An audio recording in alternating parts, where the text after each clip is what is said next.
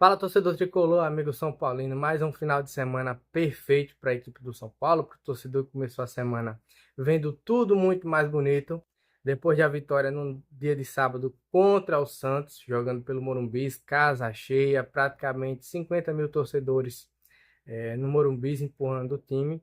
São Paulo conseguiu uma vitória importante de 2-0 em cima do rival, empurrando de vez a crise lá para o outro lado, se livrando um pouquinho mais, dando mais calma, mais paciência para o torcedor em relação a esses perigos aí que envolvem o São Paulo e um possível rebaixamento no Campeonato Paulista. Chega junto e bora falar desse jogo, das polêmicas da arbitragem no final de semana e vamos falar um pouquinho mais desse possível, não, desse novo reforço que está chegando aí no São Paulo no dia de hoje. Chega junto!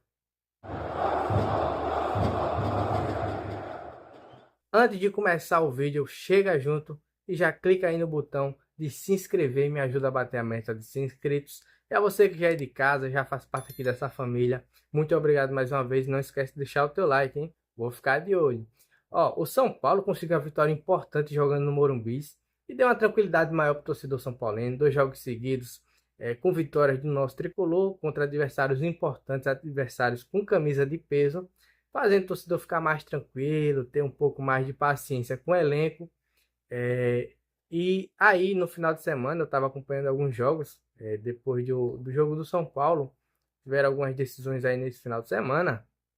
No dia de ontem, no domingo, a gente viu eu vou assistir a final da Supercopa do Brasil envolvendo Flamengo e o time do Corinthians. Particularmente, eu queria que todos os dias perdessem, não queria ver ninguém campeão, mas enfim, alguém teria que sair campeão e nesse caso aí foi o nosso rival, o Corinthians.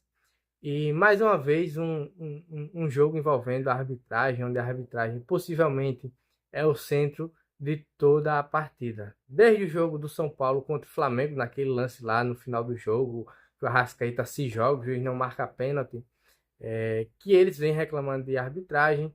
No jogo contra o Santos, os jogadores, tanto do São Paulo como do Santos, reclamaram que foram xingados pelo árbitro da partida. No jogo de ontem, houve um lance até interessante e eu achei até meio bizarro. O jogo tinha praticamente acabado, o Carrascal deu ali uma cotovelada no jogador do Corinthians, no Bidon. O VAR não interveio naquele momento, mas depois que os jogadores desceram ao vestiário, depois que acabou todo o intervalo do jogo, que eles retornaram, o VAR chamou o juiz e acabou indo ao VAR, foi olhar no monitor e acabou expulsando o jogador do Flamengo, o Carrascal. Um lance que aconteceu no final do primeiro tempo, passou ali todo o vestiário de jogo, passou todo o intervalo, para no começo do segundo tempo, antes de começar a partida, o jogador ser expulso. Segundo a CBF, o que foi que ocasionou esse atraso aí na revisão do lance? Eles não tinham imagens conclusivas suficientes que evidenciassem de fato o gatilho ali da cotovelada, o gatilho do toque, que caracterizava a agressão. E aí, posteriormente ao intervalo do jogo, o jogador Carrascal foi expulso e acendeu novamente a questão das polêmicas envolvendo a arbitragem no jogo do rival Palmeiras também, na noite de domingo, contra o time do Botafogo de Ribeirão Preto. Houveram 2 lances aí, um para cada lado, que no mínimo são curiosos.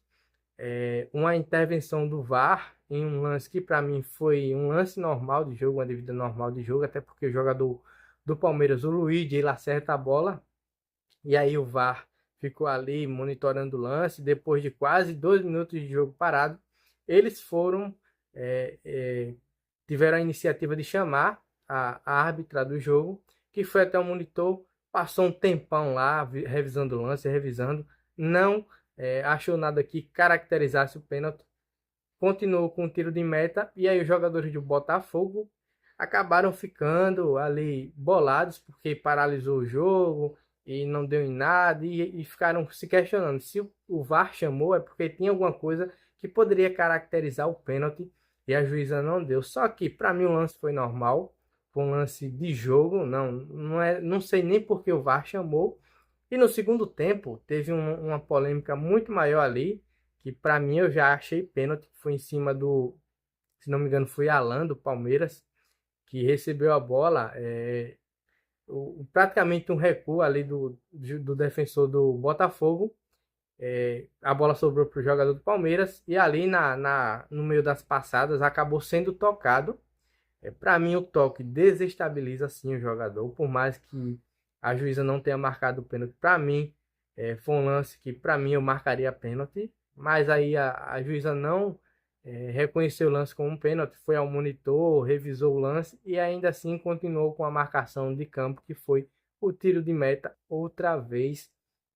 São polêmicas aí que recheiam o campeonato paulista, que recheiam o campeonato brasileiro, que evidenciam o despreparo da CBF, dos árbitros na questão das partidas. Para mim, enquanto estiver acontecendo com os rivais, com outros times, está bacana, mas uma hora vai chegar no São Paulo, isso aí vai acontecer com o São Paulo, e a gente precisa manter o discurso coerente, né? Eu tô aqui falando para depois não dizerem e eu tô sendo conivente com a arbitragem só porque é rival. Eu gosto do futebol justo, até porque em algum momento vai acontecer com o São Paulo, não tenha dúvidas disso. E eu quero ter o direito, quero ter a coerência de vir aqui novamente e criticar. Para mim, o lance do Arrascaeta na quarta-feira não foi pênalti. O lance que envolve aí o jogador do Botafogo, para mim não foi pênalti. O lance que envolve o jogador do Palmeiras, para mim ali já foi pênalti na noite de ontem. E a questão do jogo do Flamengo, eu particularmente não entendo de regulamento. Essa parte aí eu não sei como é que o juiz deveria proceder. Mas enfim, né? São polêmicas aí que rechearam o final de semana dos clubes da Série A daqui do Brasil. O São Paulo deve estar recebendo aí hoje nas suas dependências o jogador Lucas Ramon, lateral, que vem aí para somar junto ao elenco do São Paulo, o jogador que estava no Mirassol, tinha um pré-contrato com o time do São Paulo, mas aí o jogador só viria depois do meio da temporada, depois do meio do ano, e aí abriu mão dos valores que tinha a receber no Mirassol, antecipando a sua chegada ao time do São Paulo, que vai reforçar, já deve estar aí para o próximo jogo à disposição do Crespo, o jogo contra o Santos na quarta-feira, novamente contra o Santos, dessa vez fora de casa, né? E aí, espero que venha para somar. Para mim, já é a segunda opção ali na lateral, no elenco do São Paulo, até porque, para mim, o Cedric não é lateral, tem a postura para jogar no São Paulo, o cara erra tudo, é um lateral horrível, um dos piores laterais que eu já vi na história do São Paulo. Perdeu espaço para o garoto da base, o Mike, e aí tá vendo o Lucas Ramon chegar também para disputar seu espaço. Para mim já é o segunda opção do Crespo. O Cedric já automaticamente já fica para terceiro. O cara nem jogou e para mim eu já acho que ele é melhor do que o Cedric. E com certeza ele vai mostrar isso dentro de campo. Vai dar muitas alegrias ao torcedor tricolor. Eu não estava botando fé também na contratação do Danielzinho. E tenho queimado minha língua. O jogador tem participado bastante, tem sido bem importante nas escalações do Crespo, junto ali ao Marcos Antônio, que conseguem dar uma dinâmica maior dentro do campo. Mas ainda acho que o São Paulo precisa de um jogador ali de meio de criação, que consiga rotacionar mais o jogo e não deixar tudo sobrecarregado nas costas do Danielzinho, que não tem essa característica de criação, de ser um meio armador, e do Marcos Antônio, que é volante, que aparentemente tem uma característica ali peculiar na questão do ataque, consegue conduzir a bola muito bem, tem um passe muito bom. E além disso, o São Paulo conseguir contratar um meia de criação, eu acho que vai fechar o elenco muito bem. O Crespo deve ter conseguido conversar muito bem com o elenco para tentar tirar o máximo desses caras que a gente sabe não são nota 10 em habilidade, mas estão vestindo a camisa do São Paulo e merecem o nosso apoio. O ano vai ser possivelmente complicado para o São Paulo, mas aí a gente precisa fazer a nossa parte, apoiar, incentivar o time e torcer para que São Paulo consiga se livrar ali do fantasma do rebaixamento no Campeonato Brasileiro o mais rápido possível. Alcançando a meta de 45 pontos, a gente pode tentar voar aí um pouco mais alto, quem sabe uma vaga na Libertadores, brigar ali por um G4 e quem sabe até se focar um pouquinho mais e continuar com essa pegada, uma possível disputa de Campeonato Brasileiro com times mais estruturados como o Palmeiras, que vem aí numa péssima fase, Flamengo, que começou o ano também muito mal. Se o São Paulo focar, se o São Paulo tiver empenho, a vontade que vem apresentando nos últimos jogos, a gente pode sim brigar e brigar muito bem lá na parte de cima da tabela. É isso aí, torcedor tricolor. Agradeço mais uma vez pela sua presença aqui. Se você ainda não é inscrito, ficou até aqui comigo, clica aí no botão de se inscrever e vem fazer parte dessa família. Valeu, torcedor, e até o próximo vídeo.